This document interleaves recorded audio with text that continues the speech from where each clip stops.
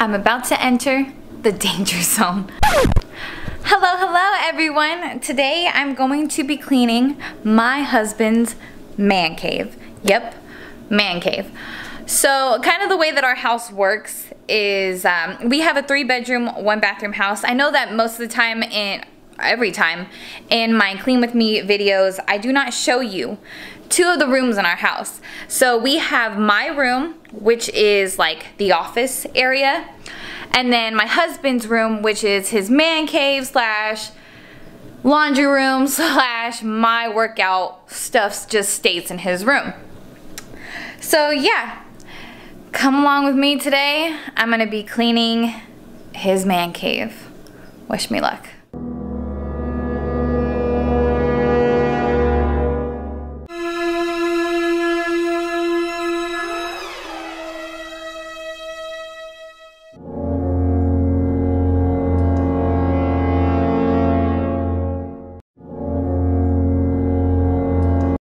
That's my fault.